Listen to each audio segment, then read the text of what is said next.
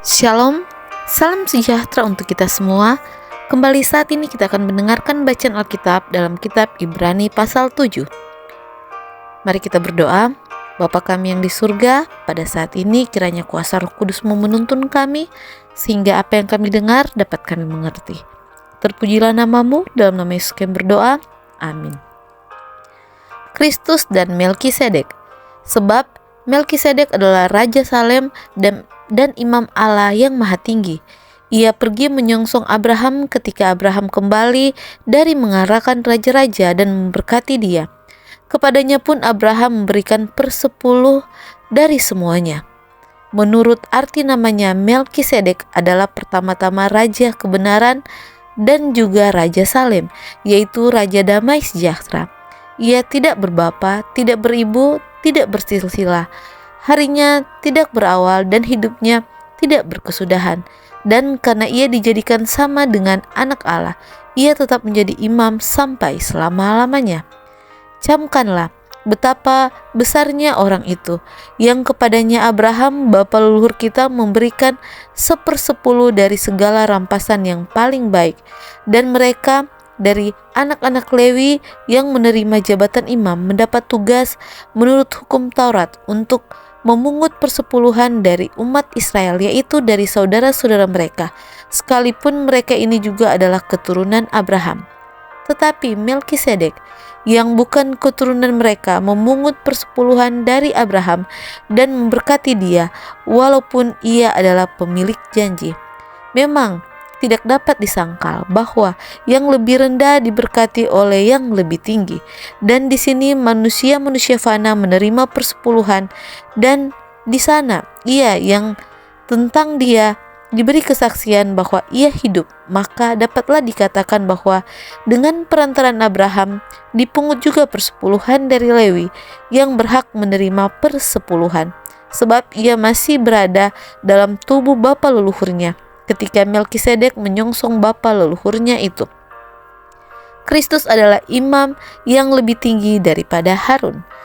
Karena itu, andai kata oleh imamat Lewi telah tercapai kesempurnaan, sebab karena imamat itu umat Israel telah menerima Taurat, apakah sebabnya masih perlu seorang lain ditetapkan menjadi imam besar menurut peraturan Melkisedek, dan yang tentang dia tidak dikatakan menurut peraturan Harun? Sebab jikalau imamat berubah, dengan sendirinya akan berubah pula hukum Taurat itu. Sebab ia yang dimaksud di sini termasuk suku lain, dan dari suku ini tidak ada seorang pun yang pernah melayani di mezbah. Sebab telah diketahui semua orang bahwa Tuhan kita berasal dari suku Yehuda, dan mengenai suku itu Musa tidak pernah mengatakan suatu pun tentang imam-imam. Dan hal itu jauh lebih nyata lagi jikalau ditetapkan seorang imam lain menurut cara Melkisedek, yang menjadi imam bukan berdasarkan peraturan-peraturan manusia, tetapi berdasarkan hidup yang tidak dapat binasa. Sebab tentang dia diberi kesaksian, engkau adalah imam untuk selama-lamanya menurut peraturan Melkisedek. Memang suatu hukum yang dikeluarkan dahulu dibatalkan kalau hukum itu tidak mempunyai kekuatan, dan karena itu tidak berguna. Sebab hukum Taurat sama sekali tidak membawa kesempurnaan, tetapi sekarang ditimbulkan pengharapan yang lebih baik, yang mendekatkan kita kepada Allah. Dan sama seperti hal ini tidak terjadi tanpa sumpah, memang mereka telah menjadi imam tanpa sumpah, tetapi ia dengan sumpah diucapkan oleh dia yang berfirman kepadanya, Tuhan telah bersumpah dan ia tidak akan menyesal. Engkau adalah imam untuk selama-lamanya. Demikian pula Yesus adalah jaminan dari suatu perjanjian yang lebih kuat. Dan dalam jumlah yang besar mereka telah menjadi imam, karena mereka dicegah oleh maut untuk tetap menjabat imam.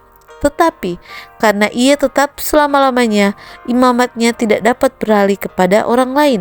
Karena itu ia sanggup juga menyelamatkan dengan sempurna semua orang yang oleh dia datang kepadanya, sebab ia hidup senantiasa untuk menjadi perantara mereka. Sebab imam besar yang demikianlah yang kita perlukan, yaitu yang saleh, tanpa salah, tanpa noda, yang terpisah dari orang-orang berdosa, dan lebih tinggi daripada tingkat-tingkat sorga, yang tidak seperti imam-imam besar lain, yang setiap hari harus mempersembahkan korban untuk dosanya sendiri dan sesudah itu barulah untuk dosa umatnya. Sebab hal itu telah dilakukannya satu kali untuk selama-lamanya, ketika ia mempersembahkan dirinya sendiri sebagai korban. Sebab hukum Taurat menetapkan orang-orang yang diliputi kelemahan menjadi imam besar, tetapi sumpah yang diucapkan kemudian daripada hukum Taurat menetapkan anak yang telah menjadi sempurna sampai selama-lamanya. Demikianlah bacaan Alkitab kita pada hari ini, di mana karena itu ia sanggup juga menyelamatkan dengan sempurna semua orang yang datang oleh Dia kepada Allah melalui Yesus Kristus yang adalah perantara kita. Biarlah kita senantiasa berserah kepadanya dalam segala pergumulan hidup kita. Tuhan Yesus memberkati.